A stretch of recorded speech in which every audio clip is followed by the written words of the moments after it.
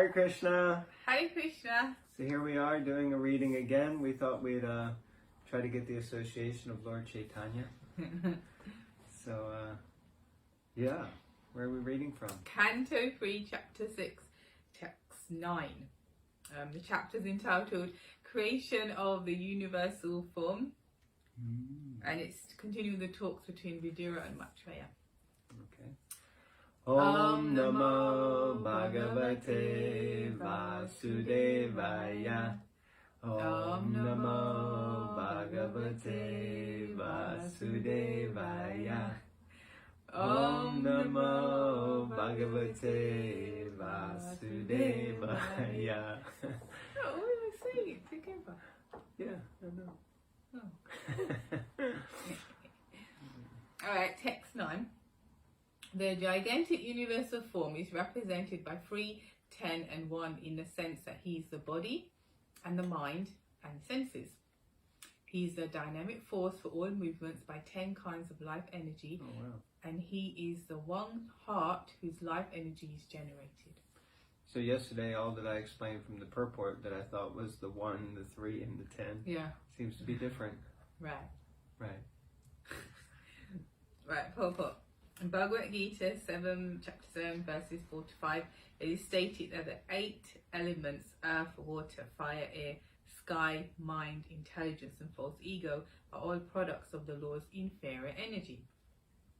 Whereas the living entities who are seen to utilize the inferior energy originally belong to the superior energy, the internal potency of the Lord.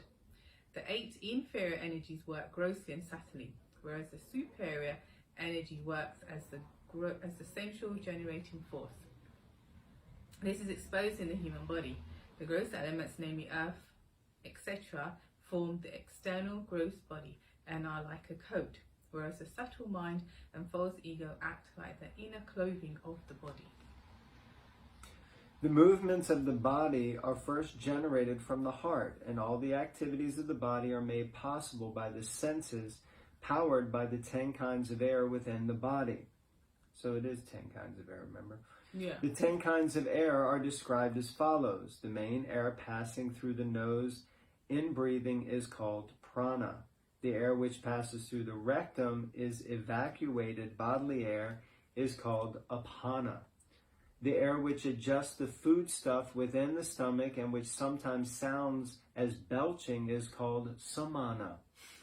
The air which passes through the throat and the stoppage of which constitutes suffocation is called the udana air. The total air which circulates throughout the entire body is called the vyana air. Subtler than these 5 airs, there are others also. That which facilitates the opening of the eyes, mouth, etc. is called the naga air. The air which increases appetite is called krikara air. The air which helps contraction is called kurma air. The air which helps relaxation by opening the mouth wide and yawning is called devadatta air. And the air which helps sustenance is called dhananjaya air. Interesting. Yeah, this is great, actually. I mean, I've heard the first 5 explained, and as I was saying yesterday in the reading, I didn't understand those others. So just see how Krishna and Prabhupada arranges to explain everything. Okay. All these airs are generated from the center of the heart, which is one only. This central energy is superior energy of the Lord, who is seated within the heart with the soul of the body, who acts under the guidance of the Lord. This is explained in Bhagavad Gita 15.15 as follows. Sarvasya chaham hridi sanidishto matasmitir jnanam apohanam cha vedascha saver aham eva vedyo vedanta krit veda vid eva chaham. The natural central force is generated from the heart by the Lord, who is seated there and who helps the conditioned soul in remembering and forgetting. The conditioned state is due to the soul's forgetfulness of his relationship of subordination to the Lord. One who wants to continue to forget the Lord is helped by the Lord to forget him birth after birth. but one who remembers him by dint of association with a devotee of the Lord is helped to remember him more and more. Thus, the conditioned soul can ultimately go home back to Godhead. Amazing.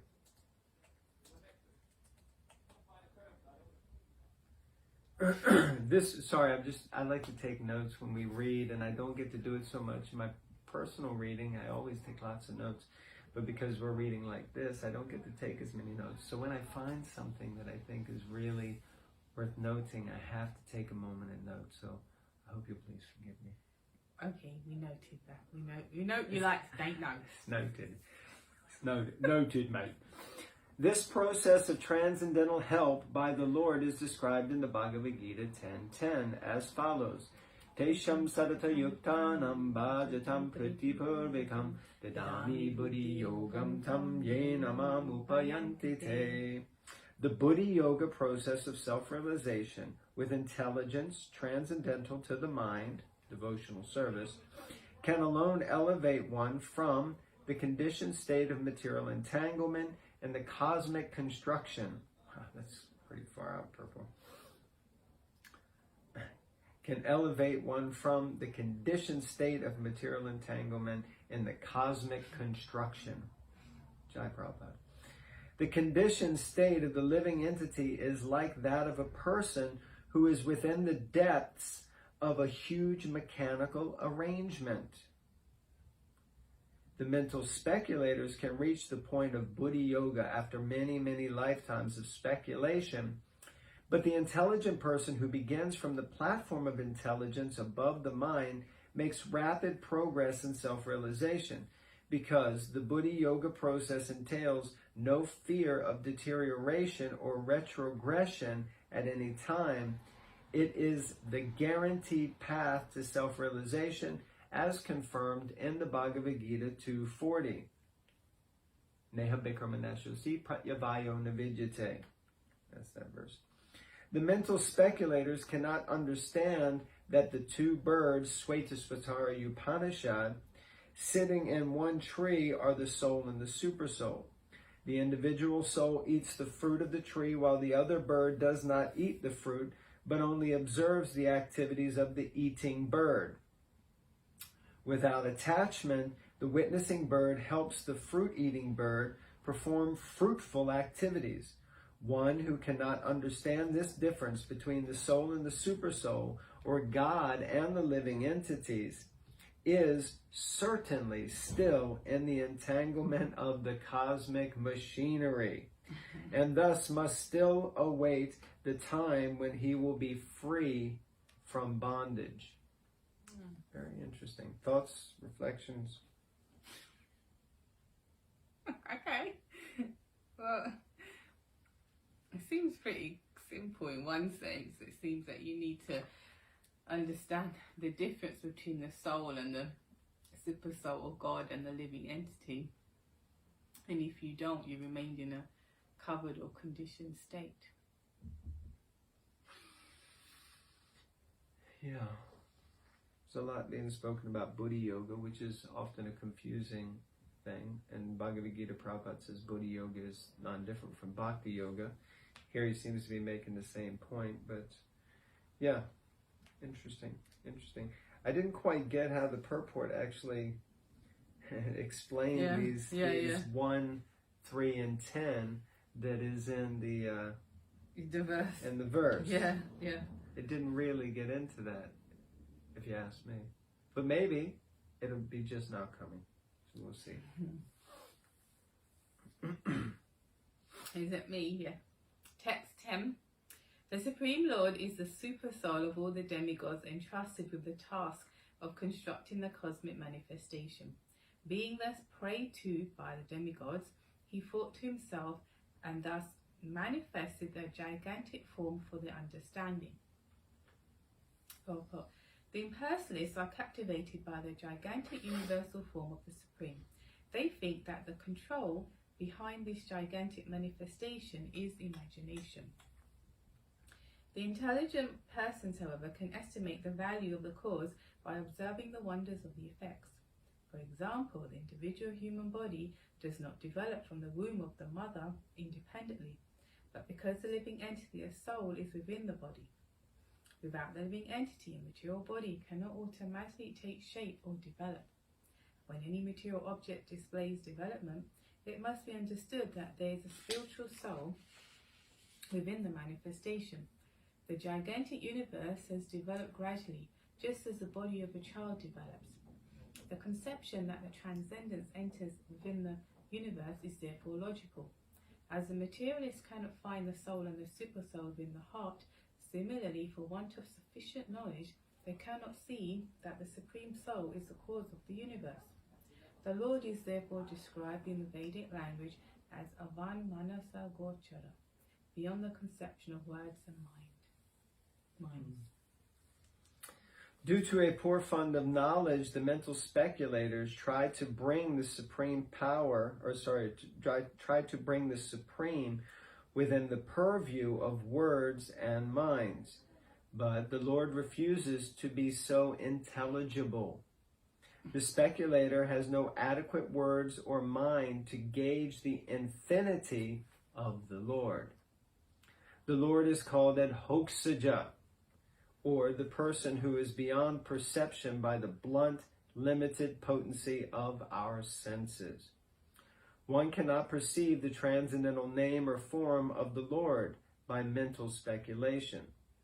The mundane PhDs are completely unable to speculate on the Supreme with their limited senses. Such attempts by the puffed up PhDs are compared to the philosophy of the frogs in the well. A frog in a well was informed of the gigantic Pacific Ocean, and he began to puff himself up in order to understand or measure the length and breadth of the Pacific Ocean. Ultimately, the frog burst and died. The title PhD can also be interpreted as plow department, a title meant for the tillers in the paddy field. The attempt of the tillers in the paddy field to understand the cosmic manifestation and the cause behind such wonderful work can be compared to the endeavor of the frog in the well to calculate the measurement of the Pacific Ocean. Prabhupada not being very positive there about, I guess you could say, mundane qualifications as such. The Lord can reveal himself only to a person who is submissive and who engages in his transcendental loving service. The demigods controlling the elements and ingredients of universal affairs pray to the Lord for guidance, and thus he manifested his gigantic form, as he did at the request of Arjuna. Okay, text 11. Maitreya said, "You may now hear from me how the Supreme Lord separated himself into the diverse forms of the demigods after the manifestation of the gigantic universal form." Purport. The demigods are separated parts and parcels of the Supreme Lord, as are all other living entities. The only difference between the demigods and the ordinary living entities is that when the living entities are rich in pious acts and devotional service to the Lord, and when their desire to lord it over material energy has vanished, they are promoted to the post of demigods, who are entrusted by the Lord with executing the management of the universal affairs. Interesting that when their desire to lord it over material energy has vanished, then they're promoted to be a demigod. I would have thought just the opposite. I would have thought once you get enough pious credits and you want to lord it over the material energy, you would be promoted. Does that make sense? No, because I think that would be very dangerous for a living entity who has pious credits, so they have a lot of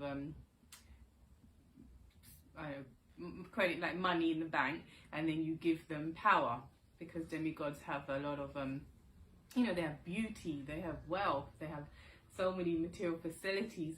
So at least start them off from the point where they're a bit humble and like, yeah, I know Krishna is, or I know, I know God is, and I've been promoted to this. But if you send them off in a state of, wow, man, I'm so good, and you know, I'm so talented, and I've achieved so much, and now I'm going to achieve even more. They must be bring so much destruction to the heavenly planets and elsewhere.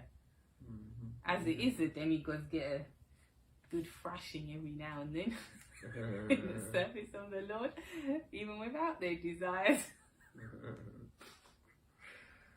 Okay, interesting. Next, yours. Text 12.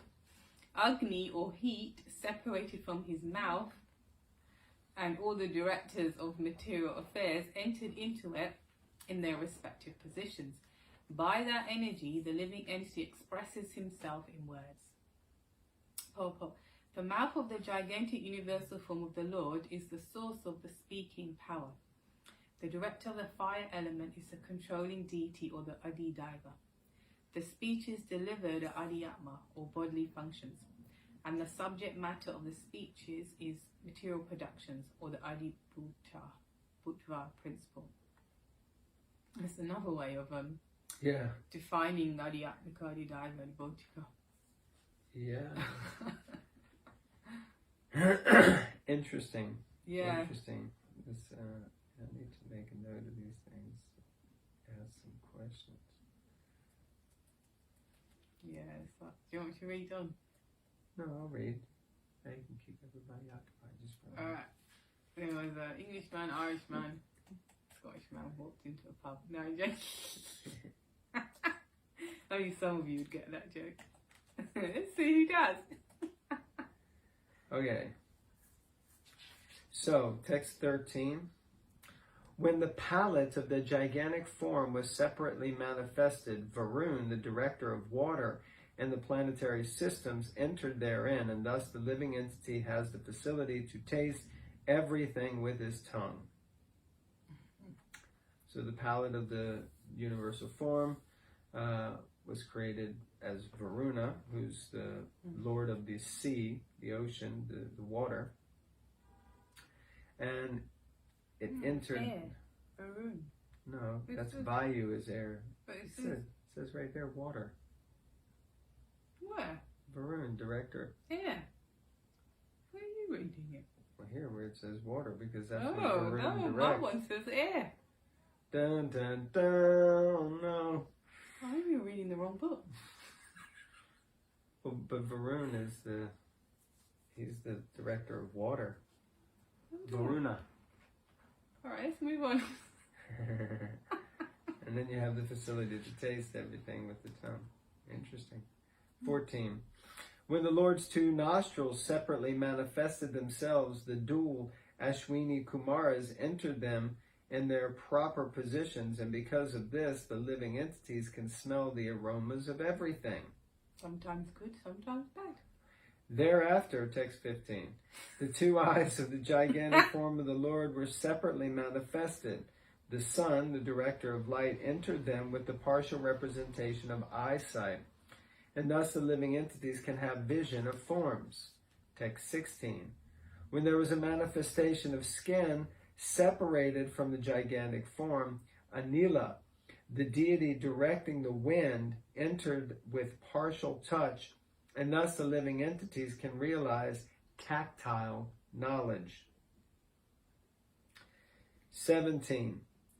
When the ears of the gigantic form became manifested, all the controlling deities of the directions entered into them with the hearing principles by which all the living entities hear and take advantage of sound. Purport. The ear is the most important instrument in the body of the living entity. Sound is the most important medium for carrying the message of distant and unknown things. The perfection of all sound or knowledge enters through the ear and makes one's life perfect. The entire Vedic system of knowledge is received by oral reception only, and thus sound is the most important source of knowledge. Yeah, so sound that's how you hear. Shravanam and Kirtanam. So Shravanam, we can't Kirtanam unless we've Shravanam. So we have to hear first about what to speak. So right now we're hearing. So we hear about the Lord, and then we speak about the Lord, and then we smaran, then we remember the Lord. So nice. Text 18. I think this will be the last one. When there was a separate manifestation of skin, the controlling deities of sensations and their different parts entered into it, and thus the living entities feel itching and happiness due to touch. For sense perception, there are two principal items, touch and itching, and both of them are controlled by the skin and hairs on the body. According to Sri Vishwanath Chakravarti Thakur, the controlling deity of touch is the air passing within the body, and the controlling deity of the hairs on the body is Osadya. Osadya. S is sh. For the skin, the object of perception is touch, and for the hairs on the body, the object of perception is itching. And I feel itching to say that. Yeah, I must admit. Of course, I think we've been itching throughout this whole. Oh, dear, don't say that. We're all right. We're all right. Okay, I think we'll finish there. Yes, on that note. Thank you all for tuning in. And on that note, we're going to finish. So, anyone interested in set of Srimad Bhagavatams, please let us know. And please read Srila Prabhupada's books just a little bit every day. And it's fun and it's easy.